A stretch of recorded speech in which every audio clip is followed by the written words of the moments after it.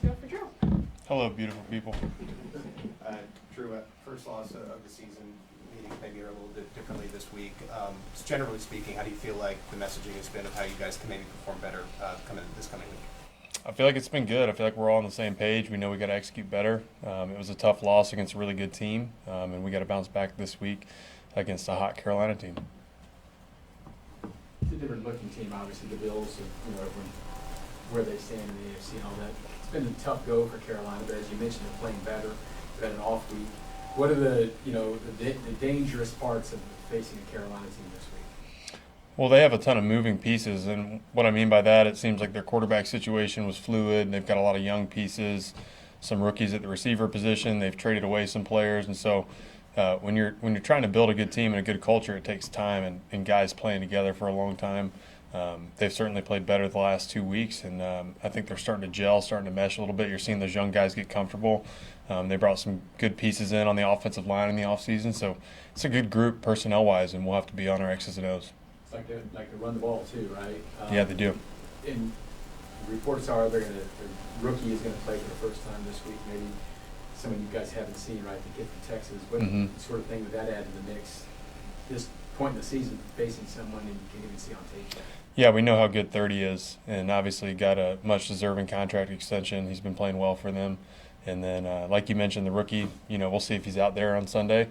Second-round pick, high draft pick. I'm sure he's got a lot of talent. We watched a little bit of his college tape. He seems explosive, able to make good cuts, good in the screen game. And so we'll have our hands full. Their quarterback can be elusive too, but is it elusive in a different way than Josh Allen, or how would you? Was it elusive quarterback and elusive quarterback? I think that's a good point. I think they're obviously two different body types. Bryce is a little smaller in stature, maybe a little quicker than Josh is, but Josh is obviously bigger, has a really strong stiff arm, and it's tough to bring down from that standpoint. But a guy like Josh Allen, you're trying to stay high and harass and do everything you can there. A guy like Bryce can duck, get underneath you, and so it's just a different approach when you're approaching each of those different quarterbacks. You guys, it's a long season, we know that. We're in the dog days, I guess, now, getting near the holidays and all that. And the team has been so professional, Coach said, every week you come in the same way. Does it feel different coming in after the first loss of the year this year? I got to disagree. I don't feel the dog days. We love it out here. We love it. And the sun's out, and it's a beautiful day in Kansas City. And I think we just have a ton of people that love to play football here. And they've done that through building the team the right way. And so we're excited to be here, be 9-1, top the AFC with a chance, to host playoff games at home. And so we're looking at Carolina, man, trying to get this win and get back on track. In a loss, not everyone's going to have the best game. How do you see tangible ways that defensively you guys build each other up, as you go into the next week?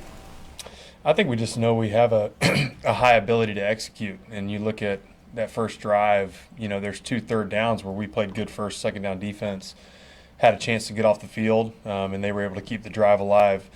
I don't think people are talking enough and giving enough credit to the Bills for executing. And you just look at the throw Josh Allen made that we challenged with Amari Cooper.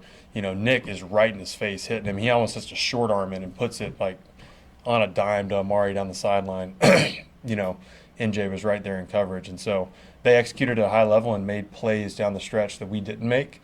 And I think that's why they got the win.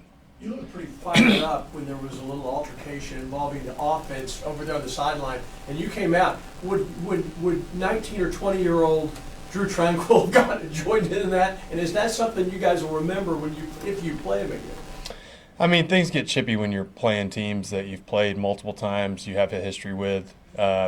I don't think 19 or 20-year-old or 28, 29-year-old Drue would get out there on an NFL field without a helmet. I don't think that's a smart thing to do. Those guys are big and strong. But, tempers flare, and at the end of the day, we're just a bunch of competitors, trying to win. And they're a good team. We're a good team. You mentioned the third downs. They actually well in third downs. The last third down of the game, you guys stopped them. Did you think, right away, they're going to go on fourth down? Do you think they were going to field goal and tempo? What was just the kind of thought in the huddle at that point?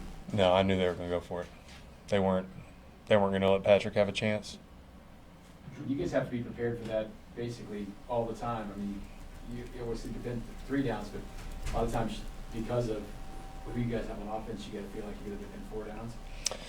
Yeah, I mean, like you can go back to the Buccaneers game and the decision: do they go for 1 or 2 there at the end? I'm sure Sean McDermott and those guys. I mean, we have a history of playing them. You look at the 13-second game where Patrick's able to go down and get in field goal range. I just think I mean, if you look at them and what they've been able to do on 3rd and 4th down, they have a 4th and 2, or their odds better securing that first down, potentially running the clock down. Worst case scenario, having to kick a field goal. Or best case scenario, running the clock out. Are their chances better doing that, or is it kicking the field goal and giving the ball back to the best quarterback in the NFL with, 2:20 and the 2 timeouts and the 2-minute warning? I think everybody knew we knew they were going to go for it, and they out executed us. Drew, and time and time again, people talk about how the Chiefs take everybody's best shot and kind of a litmus test for some teams.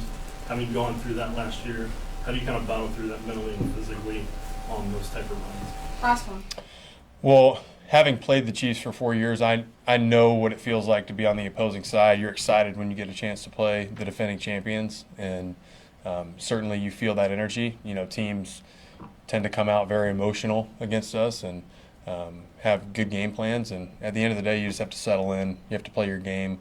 You have to rise to each day. I mean, it's hard to go into an NFL game and not be excited and be thrilled about it. It doesn't matter who you're playing. All these guys are professionals, and so we'll have to do that again this week. Thanks, Drew. All right, y'all. See you.